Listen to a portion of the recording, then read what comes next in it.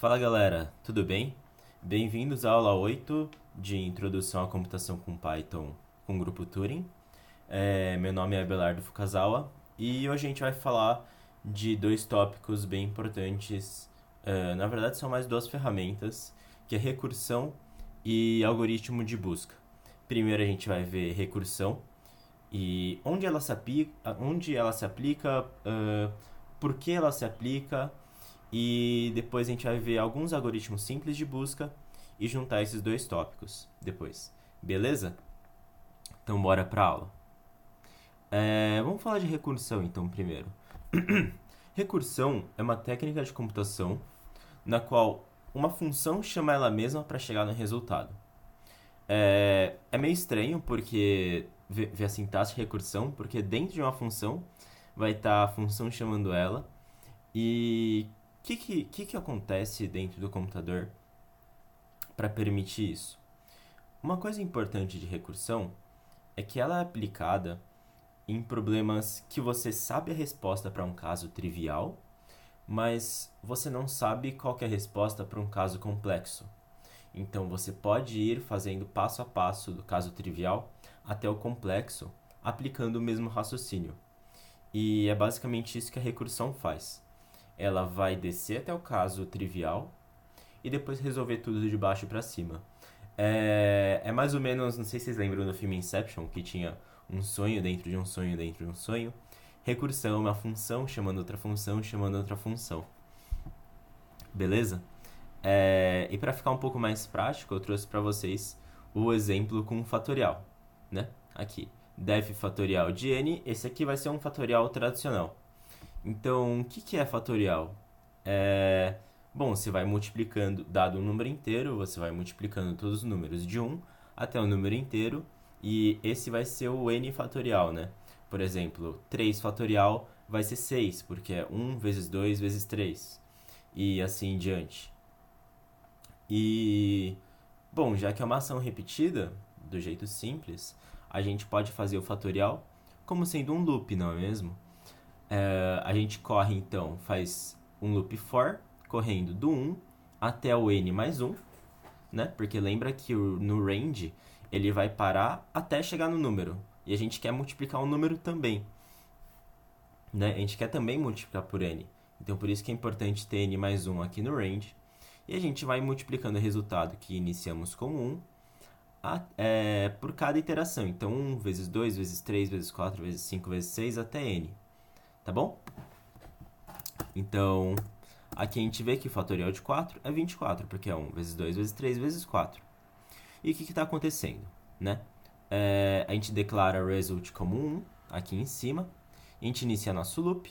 O loop vai de 1 até... No caso aqui vai ser de 4 mais 1, então ele vai de 1 até 5. Então ele vai iterar em 1, 2, 3 e 4.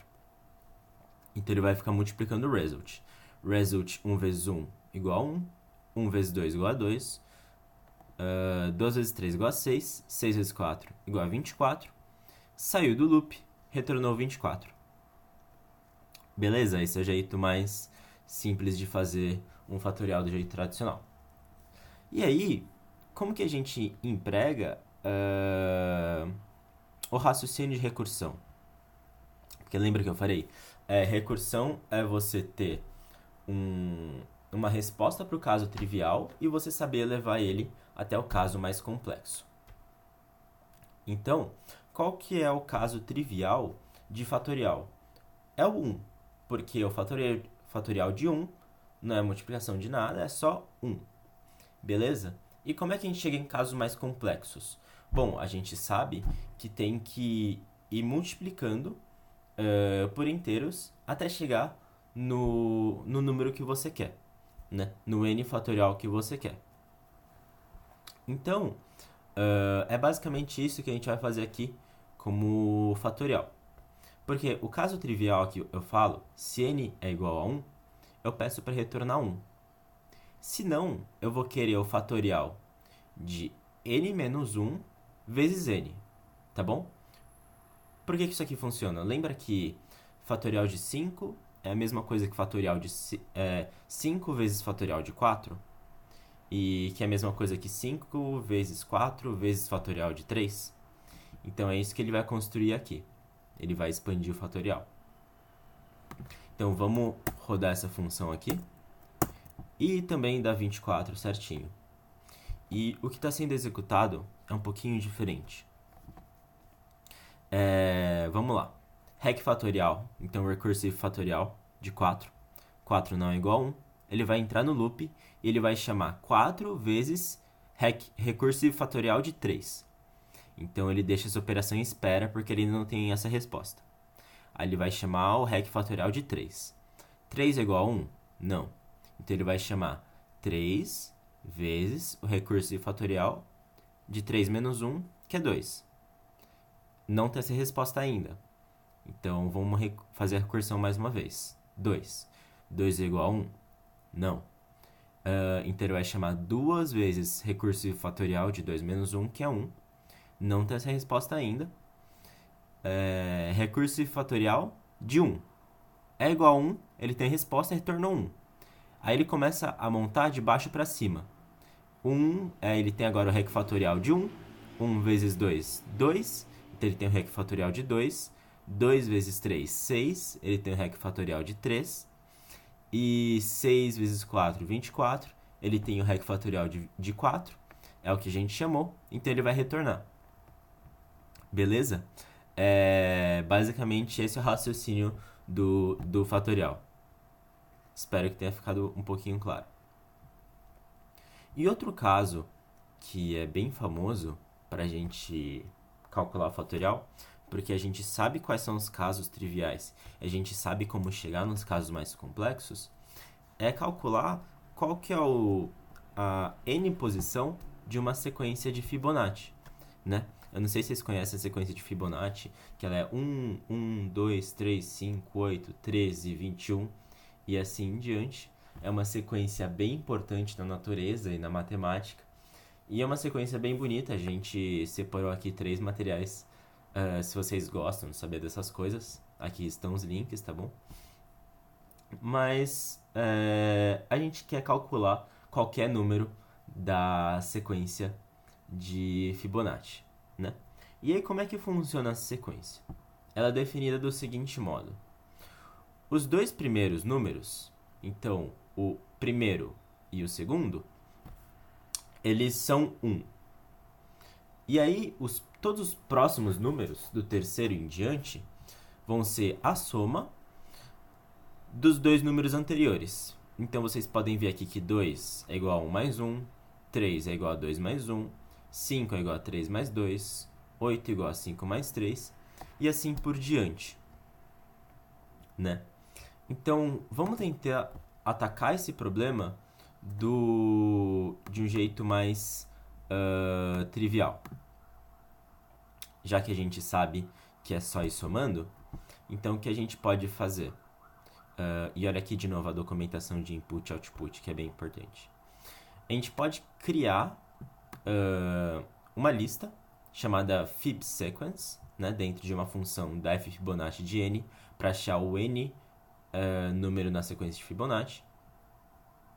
E a gente fala, se a gente quer um dos 2 primeiros números, ou seja, n menor ou igual a 2, a gente pode retornar 1, que é o que a gente definiu, que é o caso trivial. Se não, o que a gente pode fazer é ir colocando números nessa lista e ir sempre somando os 2 últimos. O que eu quero dizer por isso é, para fazer o append do próximo número, a gente tem que saber qual próximo número é esse.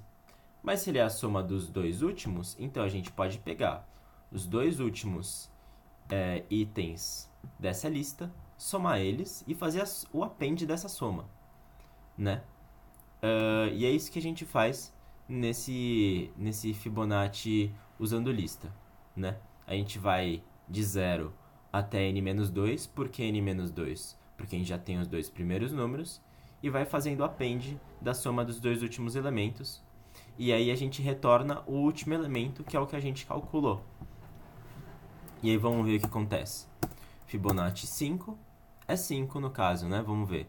1, 2, 3, 4, 5. aqui no 5. Então tá certo. A gente pode chamar outro número também, Fibonacci 6. E aí vai aparecer o número 8, porque é 5 mais 3, tá bom? O que está sendo calculado aqui, no caso 5, ele vai construir a lista 1, 1, com 2 elementos, beleza? 5 não é menor ou igual a 2, então ele vai cair no else, tá bom?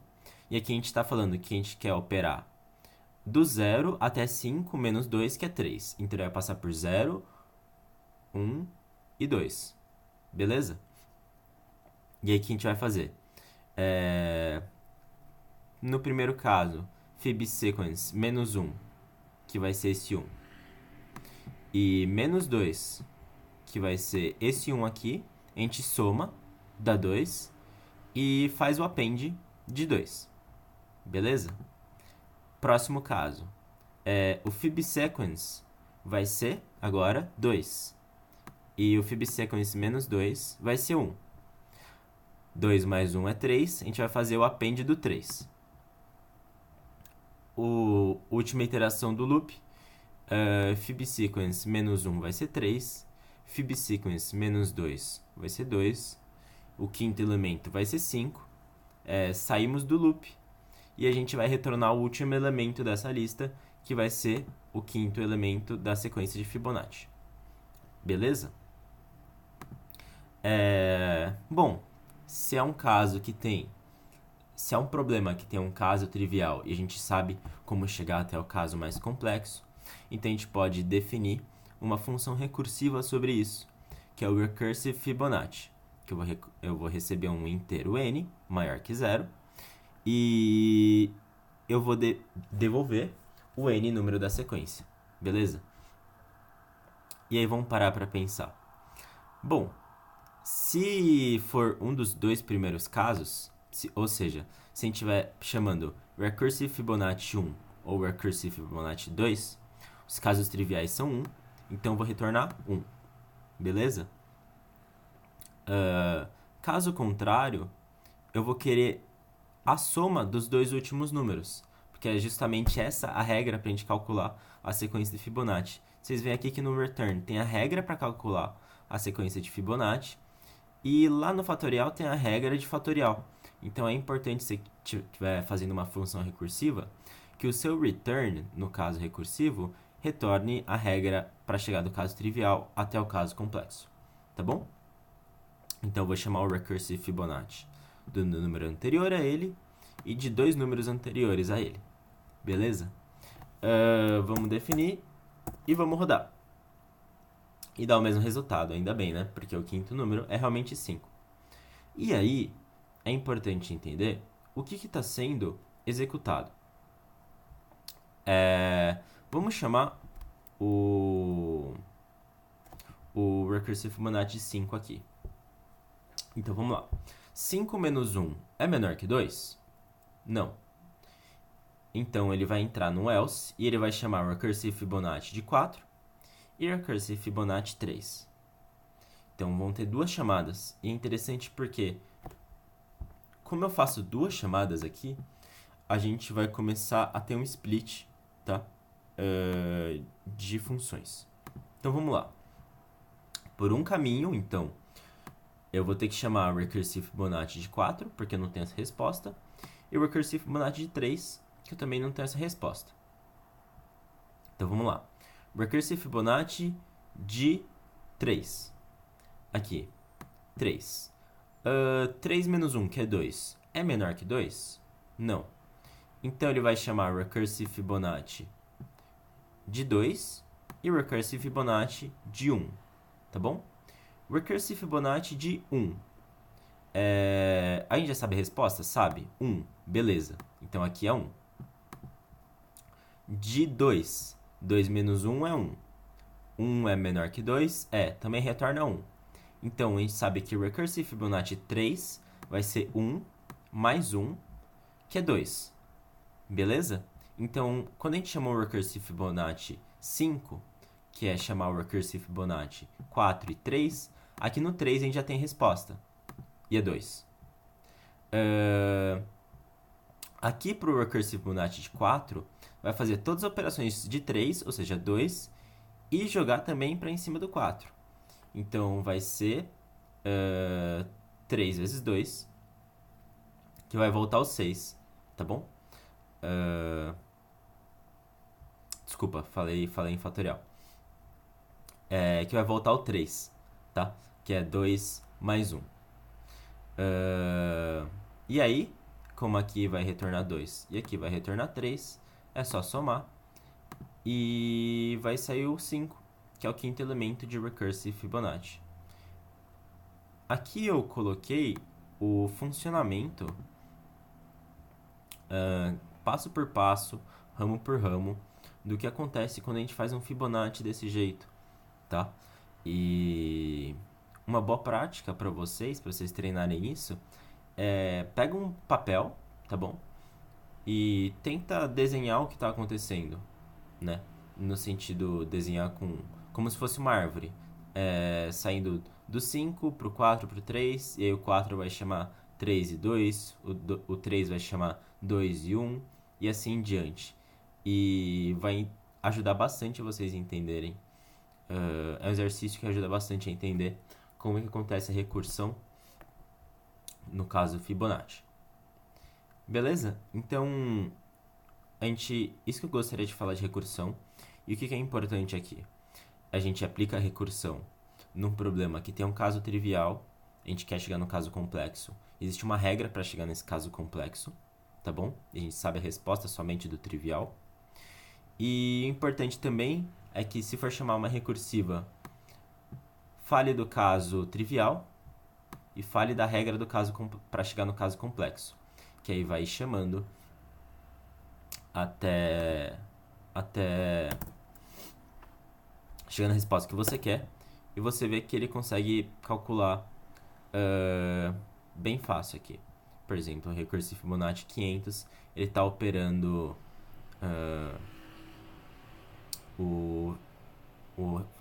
calculando o 5 centésimo número de Fibonacci, tá bom? Eu vou parar aqui só porque vai demorar um pouquinho. E um ponto a se falar de recursão também, eu não sei onde você vai aplicar recursão, mas o computador não tem uma memória infinita para recursão, tá? Ficar guardando esses valores para poder depois operar é bastante custoso. Então, se você for fazer recursões com operações muito complexas, eu recomendo um outro approach que se chama programação dinâmica, e a gente do Turing a gente ainda vai fazer um vídeo sobre isso, tá bom? Pode deixar. Inclusive com os mesmos exemplos de Fibonacci para vocês saberem a diferença. Mas tenha isso em mente, que recursão tem um limite de memória, ok? Então vamos para o próximo tópico, que é algoritmos de busca. Computação, no final das contas, é você armazenar e manipular e também prover esses dados, tá? E muitas vezes, quando a gente armazena os dados que a gente quer, a gente não quer receber todos eles e tratar eles da mesma forma. Muitas vezes a gente quer operar só em cima de um elemento. Só que para operar em cima de um certo elemento em todo o nosso armazenamento, é importante achar ele, né? É importante buscar ele. E só para vocês terem ideia de como isso é importante na vida real, por exemplo, o Google, né? Que você digita alguma frase, por exemplo, sei lá, gatos astronautas, que eu coloquei aqui, e o Google, que tem vários dados, tem um amontoado de dados, ele vai ter que achar, dentre deles, as melhores respostas para gatos astronautas. Então ele vai ter que buscar, ele vai ter que rodar um engine, um algoritmo de busca para trazer os melhores resultados para você. Então, por isso que eles são tão relevantes em computação, e é por isso que é importante aprender eles. E aí eu trouxe algumas coisinhas em cima de busca para vocês. É importante falar que os algoritmos que eu estou trazendo hoje, eles são bem simples, tá? Tem algoritmos muito mais inteligentes. Se vocês quiserem saber de mais algoritmos de busca, quais são mais eficientes, quais podem ser aplicados em casos específicos, deixa um comentário, curte nossa página, manda uma mensagem lá, deixando seu feedback, tá bom? Mas por enquanto a gente vai passar pelos casos mais simples. E aí a gente começa com algoritmos sem recursão, tá? E qual que é o jeito mais trivial, o jeito mais simples de se fazer uma busca? É olhar um por um, né? É você ter um amontoado, não sei, você tem um amontoado de roupas, você quer saber onde está uma roupa, você olha uma por uma, né? Se você não sabe a ordem deles ou nada disso. Tá bom? Então é isso que esse Simple Search, ou a gente também pode chamar de busca sequencial, vai fazer. Ele vai receber uma lista e vai receber uma variável x, que é o que você está procurando, e ele vai te devolver a posição do x nessa lista, se contiver o x, ou se não, ele vai retornar um none, falando que não tem esse x na lista. E a ideia é realmente começar lá do começo da lista e ir iterando ela até achar. Então aqui é um loopzinho, for index in range lay my list, ou seja, ele vai correr a lista. Se o elemento da lista que a gente está vendo for igual a x, eu retorno o índice que ele está. Se não, eu vou retornar none. Vamos operar isso aqui. Então eu tenho uma lista aqui, 1, 2, 3, 4, 5. Eu quero procurar o quarto elemento dessa lista. Desculpa, o elemento 4 nessa lista. E ele fala, olha, o elemento 4 está na terceira posição. 0, 1, 2, 3. E é isso mesmo. Se a gente colocar aqui um 7, ele vai retornar none. Beleza? Então, é bem simples, é bem trivial aqui como as coisas são feitas. Olha o 1, não é igual a 4. Olha o 2, não é igual a 4. Olha o 3, não é igual a 4. Olha o 4, é igual a 4. Retorna o índice, tá bom? E é muito importante quando você está fazendo um algoritmo de busca, por favor, não volta ao elemento, porque a gente já sabe o que a gente quer achar. Volta onde ele está, né? É sempre aquela pergunta, existe isso? Se existe, onde está? Então, no algoritmo de busca é importante retornar onde que o achado está, ou até se ele não está, o que ele vai retornar. No caso, eu escolhi o none. Tá bom?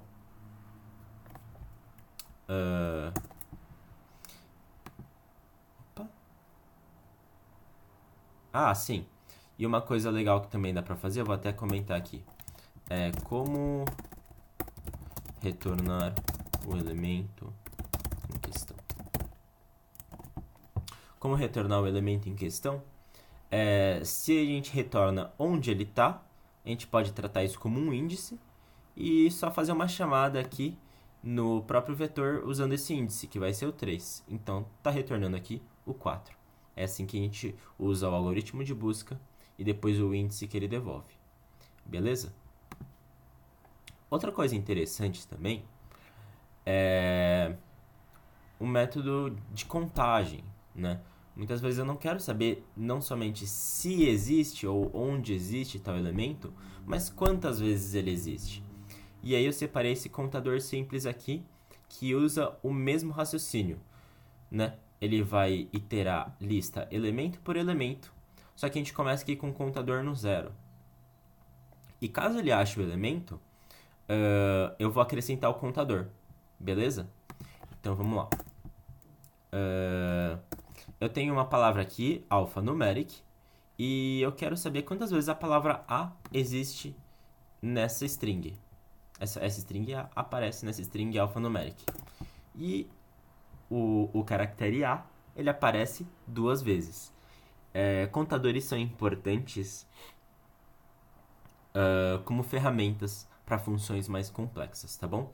Então, se você quiser fazer um contador simples, checando elemento por elemento, é assim que a gente faz. Só que, quando a gente... Os algoritmos melhores de busca, eles usam mais informações do que somente a lista per se. E o que eu quero dizer por isso? Imagina que você está aplicando esse algoritmo de busca sequencial num dicionário, tá?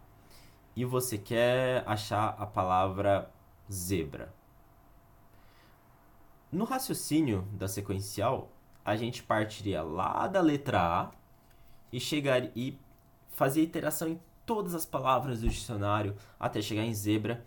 Isso é muito custoso e isso é muito burro, tá? Existem algoritmos mais inteligentes para fazer isso. E só que para conseguir chegar em algoritmos mais inteligentes, a gente tem que usar mais informações da nossa lista. E uma informação muito preciosa sobre listas, que você está procurando alguma coisa, é se ela já está ordenada ou não. O que eu quero dizer por ordenado? Vamos supor que você tem um alfabeto, uma lista com os caracteres do alfabeto. Ele pode estar ordenado, então A, B, C, D, E, F e assim em diante, ou ele pode estar um caos, tudo misturado, uma sopa de letrinhas. Por que isso é importante? Porque se ele estiver ordenado, você pode ser mais inteligente e procurar só em uma parte dessa lista, né? Se eu for procurar zebra no dicionário, eu sei que o dicionário está ordenado, ele não é um caos. Então eu posso ir direto para a parte que tem Z e depois Z, E. E aí eu posso procurar só o que tem bra, né? Porque eu sei que é Z, E. E esse é o raciocínio por trás da busca binária. E aqui eu vou fazer uma busca binária simples sem recursão. E aí qual que é a ideia da busca binária? Vamos supor que eu estou operando em cima dessa lista aqui. 1, 2, 3, 4, 5, 6, 7. E eu quero achar onde está o elemento de número 6, tá bom? Ele está aqui no fim, então fazer a sequencial não é interessante. Então o que eu vou fazer? Eu vou definir uma margem esquerda e uma margem direita, começando no extremo esquerdo da minha lista e na extrema direita da minha lista, tá bom? E aí, dadas essas duas margens, eu vou pegar o elemento do meio. E aí eu vou comparar com o elemento que eu quero, que é o 6. E aí, vamos lá. 6 e 4. 4 é o elemento do meio, 6 é o elemento que eu quero. 6 é maior que 4. Se eu sei que 6 é maior que 4, eu não tenho que olhar mais para nada que vem antes do 4. Concorda? Porque ela está ordenada. Eu posso olhar para tudo que vem depois só. E aí, o que eu vou fazer? Eu vou pegar a minha margem esquerda e colocar no 4. Porque eu sei que tá tudo só várias coisas para a direita dele. Tá bom? E aí eu emprego o mesmo raciocínio. Imagina agora que o vetor é só 4, 5, 6, 7 que eu estou olhando. Eu vou pegar o do meio, e aqui no caso, como é par, eu posso colocar na minha função se eu quero olhar para a esquerda ou se eu quero olhar para a direita, tá bom? Por exemplo, aqui eu vou olhar para o do meio da direita, que é o 6. E aí, o elemento do meio é igual ao elemento que eu estou procurando, então a gente chegou no nosso resultado, é só retornar o índice dele, tá bom? Esse é o raciocínio em cima da busca binária, tá? Então aqui, ó, simple binary. A gente precisa saber qual que é o tamanho da lista, tá bom? Por quê? Porque, na verdade, aqui eu fiz meio que uma operação desnecessária. Eu poderia só fazer isso aqui, ó. Len my list. Né? Vamos definir só as variáveis necessárias. Então aqui é a margem esquerda da nossa lista, ok? Aqui é a margem direita, né? Que é o último elemento aqui, no caso 7. E aí eu vou falar. Enquanto esquerdo for menor ou igual a direito, ou seja, o que eu estou falando aqui? Que eu vou procurar até essas margens se encontrarem. Porque se essas margens se encontrarem, quer dizer que não tem o elemento que eu estou procurando na lista, tá bom? Então, enquanto essas margens não se encontram, eu vou pegar qual que é o elemento do meio? E aqui eu tô pegando do meio para a esquerda, porque eu tô fazendo uma divisão floor, beleza? O que é floor? É 5 dividido por 2, não vai dar 2,5, tá bom? Vai dar 2. Eu não vou operar com floats, só com ints. Tá. E aí o que eu falo? Se o elemento do meio, né? Se a mylist middle for igual a x, que é o elemento que eu estou procurando, então eu achei o índice de x e eu vou retornar esse índice. Agora, se o elemento do meio for maior que x, eu só quero olhar agora para a esquerda desse elemento, né? Se eu quero olhar para a esquerda, eu tenho que definir a margem direita. E aqui eu estou redefinindo a margem direita como sendo o índice do meio menos 1. Se não, se o elemento do meio for menor que x, eu só quero olhar para a direita. Se eu só quero olhar para a direita, eu tenho que redefinir a minha margem esquerda, e é isso que eu faço. E ele vai operar nesse loop até chegar no meio ou não satisfazer essa condição. Beleza? Então vamos lá. Aqui a gente vai procurar o elemento 5. Beleza? E o 5 está no índice 4. 0, 1, 2, 3, 4. Tá certinho. E o que está sendo executado? Bom, deixa eu só editar aqui.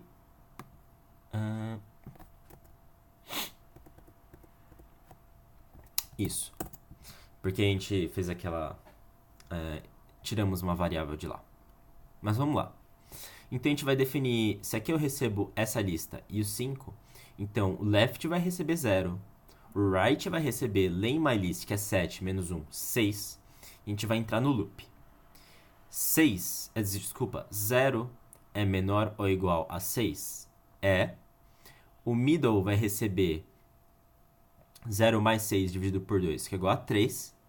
Então a gente vai olhar o quarto elemento da lista, tá bom? 0, 1, 2, 3. Desculpa. A gente vai usar o quarto elemento da lista, que no caso é o 4. O 4 ainda é menor que o 5. Se o 4 é menor que 5, que é o que a gente quer, então a gente só quer olhar as coisas para a direita do 4. Então a gente vai redefinir o left. A gente redefiniu o left como sendo o índice do meio mais 1, que é igual a 4. Então agora a gente só vai olhar do índice 4 até o índice 6, tá bom? Na próxima iteração do while, left 4 e right é 6. Então o middle é 5, tá bom? O mylist 5, que é o middle, é 6, que é maior que x. Então, no caso x é 5, né? Então, o nosso elemento está à esquerda deste elemento do meio. Então, a gente vai redefinir a margem direita, tá bom? A margem direita vai ser 5 menos 1, que é 4. 4 é menor ou igual a 4? Sim, vai entrar no loop. 4 mais 4 dividido por 2, floor 2, na verdade, é igual a 4. A gente vai ver que a mylist 4 é 5. Achamos o nosso elemento, beleza? Então a gente vai retornar o índice dele, que é 4. Tá bom? Mas vamos parar para pensar uma coisa. Aqui a gente também poderia colocar recursão. E por que eu digo isso? Porque a gente tem um caso trivial, que é o elemento do meio ser igual ao elemento que a gente está procurando, né? E a gente tem casos mais complexos, que é, se a gente não achou ainda, a gente vai redefinir as nossas margens. A gente tem uma regra para redefinir as margens, né? Que vai a margem da esquerda. Vamos lá. Se o do meio for maior que o elemento que a gente está procurando, o elemento do meio vai se tornar a margem direita. E se o elemento do meio for menor que o elemento que a gente está procurando, o elemento do meio vai se tornar a margem esquerda, tá bom? Isso é uma regra. Então, se a gente tem um caso trivial, a gente tem uma regra, a gente pode aplicar recursivo. E aqui eu coloco Binary Search Recursive. Um ponto de atenção que eu fiz aqui. Eu defini argumentos numa função que se chamam argumentos default. E o que são argumentos default? São argumentos que na própria criação da função eu falo qual que é o valor deles. E como que essa função vai se comportar? Esses argumentos que eu falo qual que é o valor deles, eles se tornam opcionais. Se a pessoa colocar, e ela precisa chamar pelo nome dele agora, ele vai assumir o valor que ela colocar. Mas se a pessoa não colocar, ele vai assumir esses valores padrões. Por exemplo, aqui vocês podem ver que eu criei com 4 elementos, tá bom?